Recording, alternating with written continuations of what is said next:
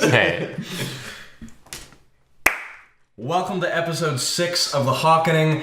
We're hawking, and you may have noticed a complete lack of the HAWKENING in your feed for the last 2.5 months. Yep.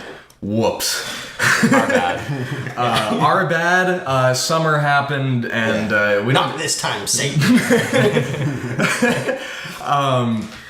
But the whole thing of today's podcast, now that we're back, is how important, basically how bad did we screw up by not doing a podcast for 2.5 months? Because it's 2017, it's social media world for bands.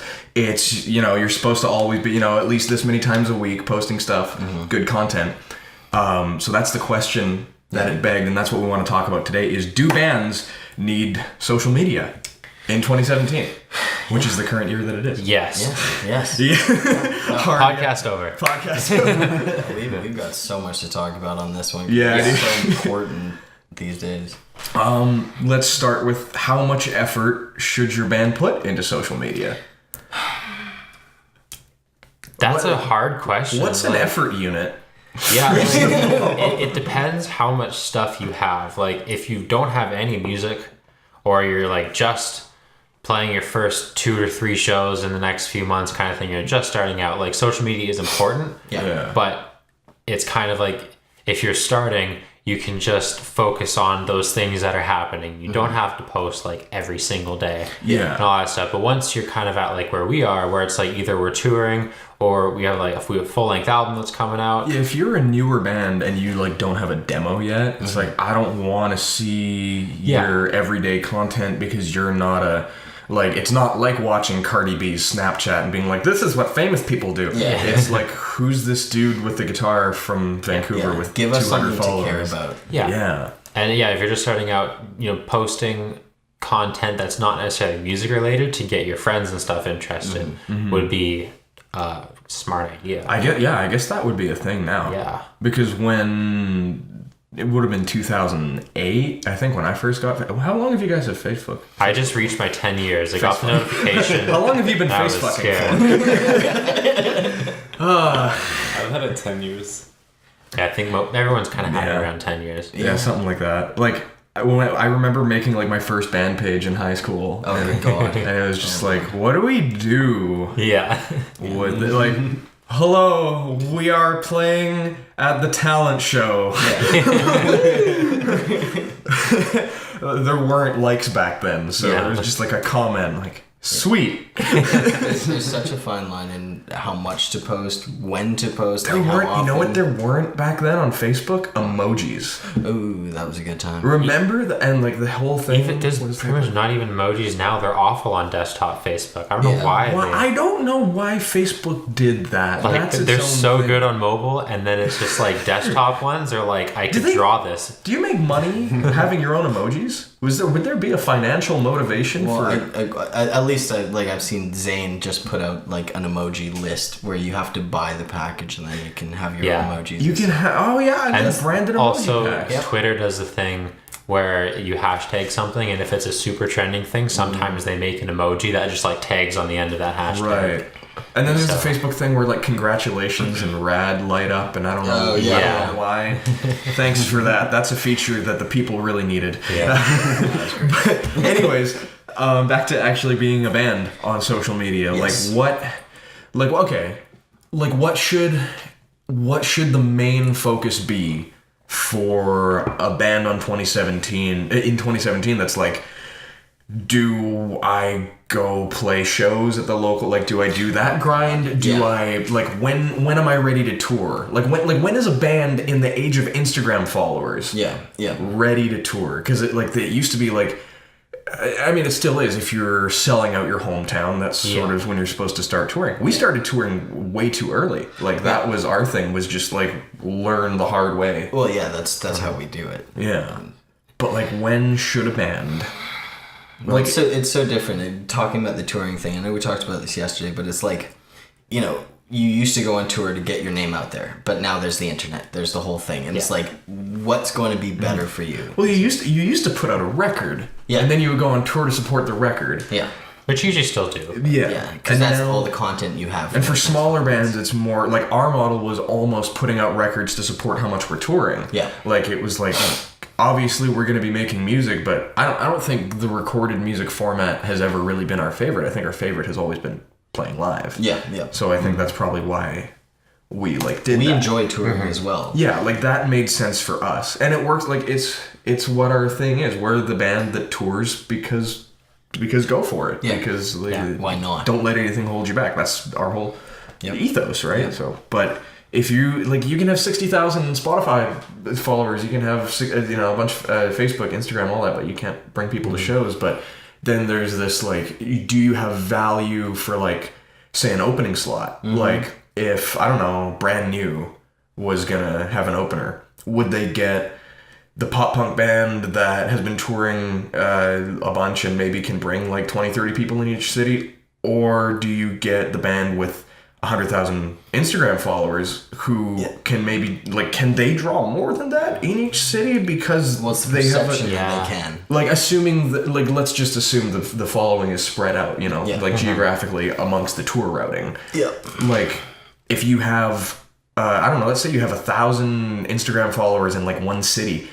Like, what does that look like for your show? Yeah, how many of those 1,000 people will actually buy a ticket and come out to your show? Yeah, well, there's the hard ticket band, the soft ticket band. No, exactly. It brings it back to that. But it's public perception. If you have 100,000 followers, you're going to be able to pull more because you have more interaction online and stuff. But that doesn't usually happen. You get the social influence, the social. I'm a farm boy, right? So to get chickens to eat, you tap on the table. Look, this is what you should do. No. It sounds like other chickens are pecking. Oh yeah. You're tricking them. Beak does this. You're tricking the other birds. Like literally, it's crazy. You do that like just like that much, and they swarm to the food because they're like, oh, someone else is eating. Yeah. And that's what like farm people figured out. You can just trick them. And it's like same with social. It's like a lot of artists get their start buying 50,000 followers, buying interaction, and they think that's... and then real following comes out of it because people go, wow, look at these guys blowing up. And it's like, I mean, if that works for you for a career, like if that gets you where you want to go, then cool. It just, that's foreign. We've also seen bands that have tons of followers that can't draw. No, like you cannot pull any kids or the other way around. Exactly. Yeah. Or I mean, it's all over the place, but like UBC or just college towns specifically, it's like you can have like if you're on tour and you're playing like Omaha, Nebraska during the school year. And you play with like the cool kids bands from school on a Saturday night at the local pub. Those bands could not be serious at all. They could like not have anything of a following, any Facebook page. They could not even really like want to be a band as a career. Yeah. But they'll bring 300 people. Yeah. Because it's all their college friends. So it's like it's like, okay, well, if you bring out a bunch of people going, rock and roll, let's get drunk, and they pay cover. Yeah. Is that the same as people to the bar owner? It is, but what about to the longevity of your career? Did you have a good show? Yeah, did you have a good show just because there were 300 screaming people there? Like, were you still good if they were just too drunk to give a shit, right? But then there's the social media thing where it's a positive aspect because you take a picture of the people that are there and say you had a good show. Exactly. But you actually didn't. You look at my selfie with the crowd. Yeah, you just go home and cry. No one cared. But there's still a lot of people. What to do? Yeah. Like with social, if you can adapt faster than other bands, you kind of have it made, but at what expense of... Like if you know what I mean? Like if you figure out where people's eyeballs are going next, and you go there before it gets expensive to go there. Yeah. Like if you were running Facebook ads when they were 1/10 of the cost that they were now, fucking nice. Yeah. Like you got such harsh ROI on that. Yeah. But now it's like, I don't know, everything's shifting. There's billions and billions of dollars of money that would have been going into campaigns for bigger bands that's now going into the Facebook ad campaign. Yeah. There's bands on, I was talking about this last night, there's bands on Pure Noise Records that are playing house shows on tour who are selling out house shows, like 500 people crammed into this house. But they're playing a house. So it's like, okay, you're like, does that look bad or good? Does it? It depends on the culture. Are you like an emo DIY indie kid who goes to that thing? Then like that looks super cool. Sardines in a house. Yeah. Are you like a person who cares about respecting building codes? Then probably not. It's about the fan base too, like the culture and the fan base. Do they think that's Yeah. cool? Do they think that's a good image they want to have? Yeah, like what does it mean to people now? Like if our fan base is like, say, like 18 to 24, like you guys are 25, 26. Like I'm 22, you're 23. Like we're barely even in the 18 to 24 cohort if that's our fan base. And it's like, so how does a band like us, or how do people like us accurately judge like what matters? Like here's no podcast for 2.5 months. Yeah. Then what? Do your fans forget about you? Yeah. You know, like or do you disappear? Yeah. It's so hard to like pinpoint when a band dies if they don't post on social media. That's the thing, right? Like when a band doesn't post for like a month. I give the benefit of the doubt though. Like I don't think they're dead, and I don't think they've broken up, but the thought's there. Yeah, just being like, you guys okay? And like we'll do a little check-in, please. I know, like we do the checkups. Like if we don't hear from a band in a couple months, I'll message one of the guys, be like, "Sup? Like you dead? Like like you guys were just putting out singles like 6 weeks ago. Yeah. What's happening? Y'all got on like that playlist, and now there's nothing. It's like, you know, same for us. Like we came back from album release tour. We're doing this, and then no HAWKENING, no flagship content. Yeah, like we posted a few photos, and like we posted the live session, which was that was a good content. Yeah. But like that was about it. Yeah. So like what does that mean? How can you convert that to like measurable? Like how bad did we fuck up? Yeah. It's and like how important is it regardless? Yeah, well, that's what I was gonna get at. It's like if you think that we fucked up really bad by not doing it, then you're a dick. Like, sorry, you know, we have lives, we have stuff to do, and like we try and work as hard as possible, but there's only so much time you can have. Yeah. But I still do think it's important to keep the social media going. It's the income and it's the image that we're still a band and we're still doing stuff. So have faith. It's funny. It's funny that you said income. Like I don't know if you meant that, but.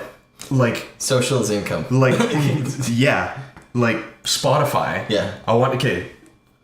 Like when we slacked on social, we had more time to ourselves. Yeah. So at least what I noticed, I think it was mostly me and you, is you have time to yourself and then you're actually active. Yeah. On social, and you're actually like, rather than worrying about what's the band gonna post today, you're going, I'm gonna browse freaking guitar shredding, solo, drum groove, whatever, research and shit, looking at stuff, and you're like, oh, that's dope, and then you start interacting, and then you start noticing there's actually people listening to our band, even though we're not posting, check out our band. Yeah, like every day we get a notification. Because they'll go to your personal Instagram and look at the link in your bio and go listen to your album on Spotify and be like, hey, that's a cool band. And it's like, well, now that's how you make money. There's no purchase anymore.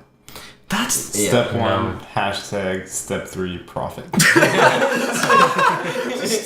Somehow. Step 1, follow and unfollow. Step 2. Oh god. It essentially is income though. How much you post tells people that you're there, tells people to have faith in you, and they will reciprocate and they will buy stuff. Like, and in Spotify, it literally is income. Yeah. Exactly. The more interaction, the more listens you get, the more money you get. Because it used to be, like, let's say 10 years ago, like iTunes Store. Like, heyday of iTunes Store. If your music was on the iTunes Store and it was good and people were buying it, it would climb up the charts on the iTunes Store. And it's the same with Spotify. Like, if your shit's doing well on Spotify, it'll climb. But Spotify like takes into account all these metrics, like your Facebook and your Instagram and your trending and your branded hashtags, and it's like, so you're kind of getting a mark of 0 now. Yeah. If you like, let's say your band doesn't have Facebook or Instagram or Twitter, like the big or YouTube. and you have a thing on Spotify, if you get a mark of 0 in where it's looking at like stupid stuff like your SEO, is that stuff really stupid? If that's what's driving your release to the top of what's now the charts. I don't give a shit personally about the Billboard or like the Earshot or any of those charts. It doesn't mean anything to me. All those bands, I don't listen to any of them. No. I'm like, this is this is a list from highest to lowest of how much money you shelled out for a radio tracker.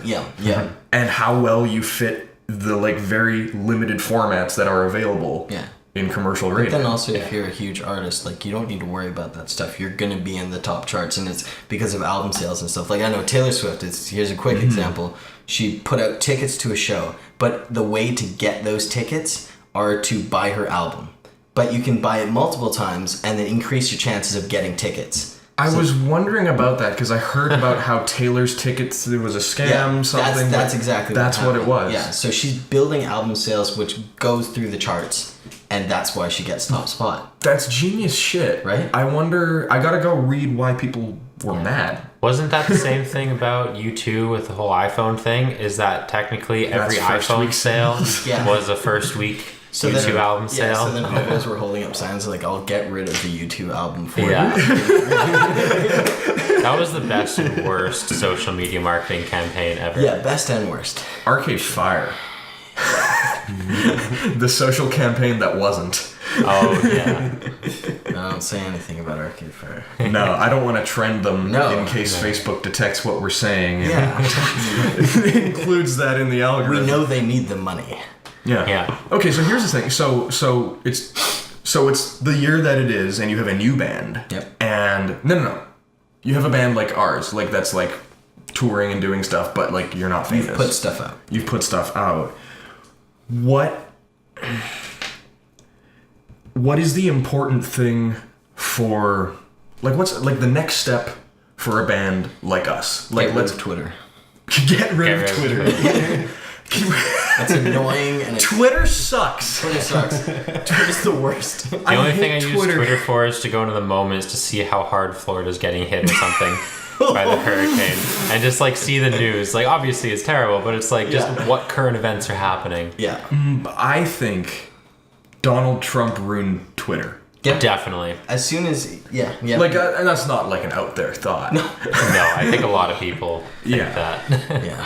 Like, but for us, like, there used to be a level of like, we have like 11K on Twitter, which is like, is that good? I don't care. I don't know. That's that's solid. That's some people. I think Twitter just got really easy to make bots. Yeah, so that true. The bots just took over. Yeah. Well, it's like you'll tweet like, you know, here's our live video.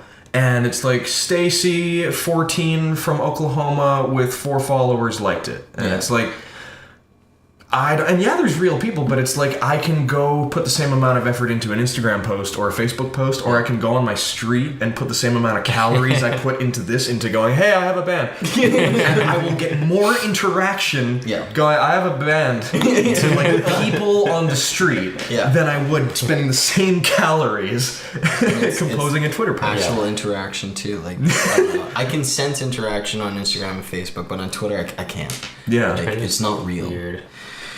Yeah, the only thing that Twitter is good for interaction, which we never use because it's, I don't know, I find it inconvenient, is the video response thing. Because if someone says like, hey, you know, stoked for your show tonight in Dallas, where can I get tickets? You can be like, hey, here's the link, like attach it to the thing, but do a personal link, you know, hey man, tickets are at this, I left the link in the tweet, you know, we're going to be on at this time, come around, you know, the venue's beautiful, there's a table on the left, come around, like, we'll sign your stuff, like, you know, come say hi to us, and you can be, like, super personal. But you can do, I don't, like...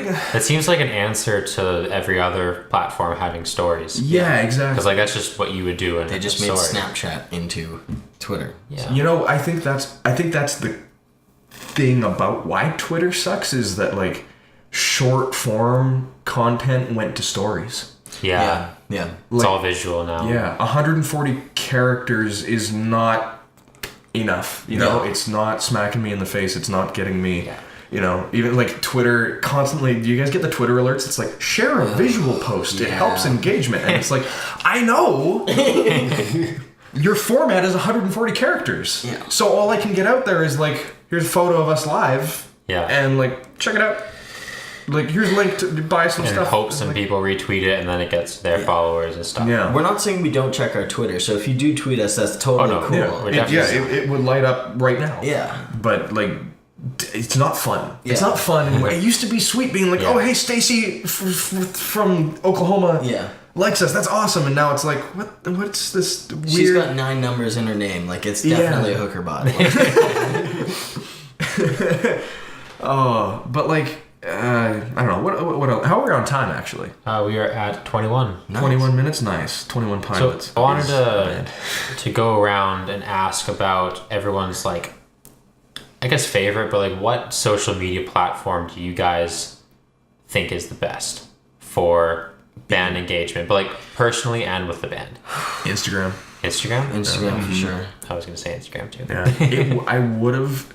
If I was 5 years younger and it was 9 months ago, I would have said Snapchat, not for my favorite, but like for what I know people are engaged on the most, but I have never been a Snapchat guy. No, I was going to say, like, I was totally in the mindset, like, hey, a lot of bands using Snapchat now, we should do Snapchat, and we did for a bit, and it was good. But it was just like, it was so hard to get into for like a band. Because and then Instagram stories come out. Yeah, and it's like Instagram is great because a lot of people follow friends on Snapchat because you just add your friend and you chat and stuff. But it's like brands on Snapchat. But yeah, no one follows brands on Snapchat unless it's like Katy Perry or something. Yeah, and so having the Instagram stories was like really good for us because everyone already followed us on Instagram. All the new people that are coming in. Whenever we post something, it just shows up right at the top, and it's just like it's just advertisement. Yeah, like, and they look at it or they don't look at it, but our name still kind of pops up if we post something. A lot of people don't like stories like as a format, and I think that's got to go because I think stories are. Well, they haven't seen what you can do with stories. Like I've seen so many crazy stories with links where you can buy merch and different visuals. The swipe up thing on Instagram, unbelievable, is great. That's amazing. Like that's how I find most of my music videos. Like if an artist I like posts it, they'll have a little clip and you just swipe up, you're straight into the video. Like easy. Or even better, Paris did Smart URL. Yes. So it's like swipe up, there's the video, there's the album link, there's Spotify, Apple Music, Google Play, Amazon, whatever. And it's like genius. So fucking. And actually there's a service called Link in Bio, like linkin.bio. It's like Bitly, but it's like Smart URL where you can only have one link. You click it and it goes to a splash page. All of that's them. like here's your YouTube, here's your all that smart stuff. So it's so. I think it's more authentic because it's just like, hey, here's what I'm doing. Yeah. Rather than like I've spent, what's the longest time I've spent composing a tweet for the band? Like some amount of minutes, like thinking of like how is this gonna come across best? 140 how do I characters. fit? Yeah. Hey, here's what we've been grinding at passionately, and here's a clip. Yeah. It doesn't portray what you actually do. Or like if we go to Thunder Bay for a show and you're trying to do it in 140, you're just like, Thunder Bay show somewhere $9. Yeah. Please come. Who charges $9 cover? That's what I want to know. What kind of venues? Who has that loony just ready to go? But I Facebook is totally for friends, I think. Like, when what is Facebook for? Facebook has become a scheduling and newsfeed. Yeah, I don't even trust. What is Facebook to you guys? Like, what do you all use it for? For me, it's a calendar. Interesting. Like for the events, or a lot of the events, because like you can't make events on Instagram, which would be also stupid. Yeah. But like Facebook is a nice thing to just like not even specifically banned Facebook events, but like I'm going to a party next weekend, and we made an event for it, just for a house party, just so people can chat and bring bring this, blah blah blah. And it's just like it's good for organization. Or like you'll do a group for like a project for school. Like I remember in high school, I had also the messaging is a big part of Facebook. Yeah, because group chats. We've been using Facebook Messenger for our group chat for years. I think every band. Most bands have it's really good. But if we would use iMessage if Saul had an iPhone. If you do look up a band, and like the first place I go is Facebook just to see if they're real, but I don't go through their analytics on Facebook. Like, isn't that sad? That's the point. To see if they're real. I mean, but it's true. Like, you know. I don't care how many likes they have. I don't care what shows they've played. You just want to be like, hey, are you like some people doing stuff and not like horse ebooks the band with a really smart algorithm? You can have so much fake shit on Facebook, but Instagram you can't really, like, their personal pictures, like, and you can go through the timeline really quickly of what they've done. Like, are these guys legitimate? Do they play a lot? Like, are they good to work with? That's what stories are good for. Like, if you're, let's say you're a manager and a band is like, manage me, and you're like, okay, let's scope out your bullshit. What are you doing right the fuck now within the last 24 hours? Go to your Instagram story. If there's not one there, first of all, it's like, okay, well, you haven't done that in the last 24 hours. Yeah. So you're here, asking for management, saying, oh, this is all getting too much. But you can't even do it. And it's like, you're not even, like, make it work. Yeah. Die. Just do it. Just eat shit. Build it for yourself. I don't know. Just make it happen. But it's the authenticity. It's like, that's why we do this podcast. Is because you go on stage and it's like, you got 40 minutes to play the shit that people there are gonna, like, we're on the other side of the country. Yeah. We got 40 minutes. Make these guys stoked. Yeah. Get them stoked on Hawking.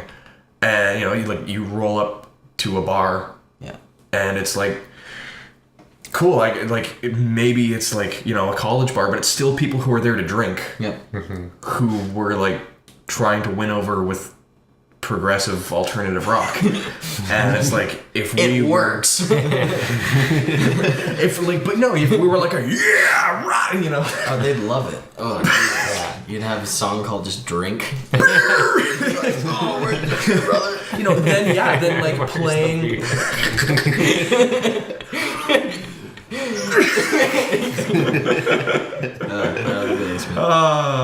When you're playing at Buddy's Pub in like Leduc, Alberta, and you're like,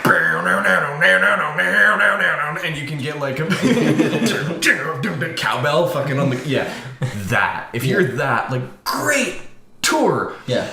And we've been doing it, and it's like, can we be authentic? Yeah. To what we really are, like, can we get across the whole picture of we fucking bought a bus and learned and did it ourselves with no help, and we are here in front of you today to show the fruits of our labor? Can you get that across to a bunch of like maybe drunk dudes at a bar in 40 minutes? No.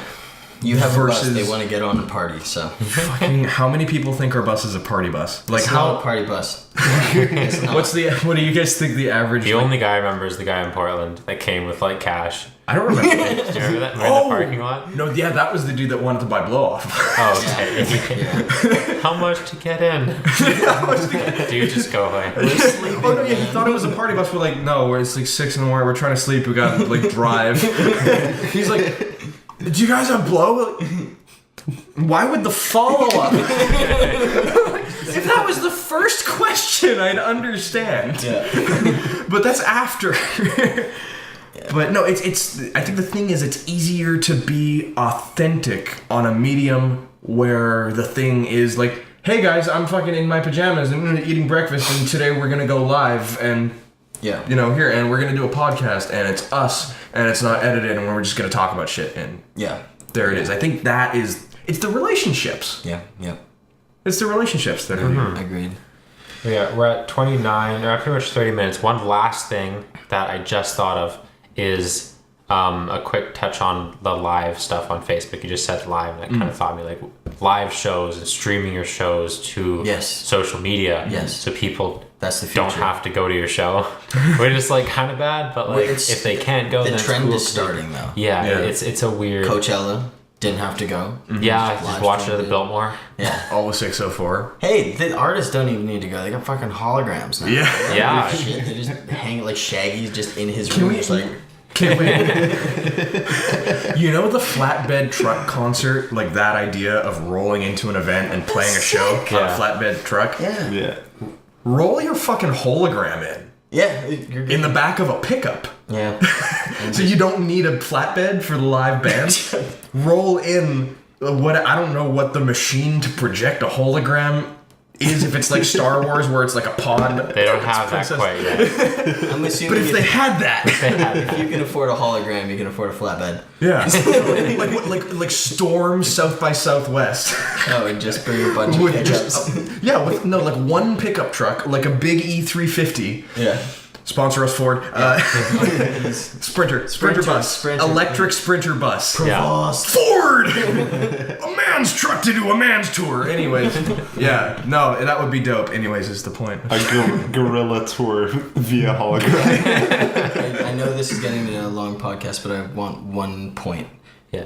Where do you think money should be allocated? Touring or social media? For bands. Yeah, for bands. Oh, touring for sure. Touring? Yeah, like social media is good. Because you still have to put money into social.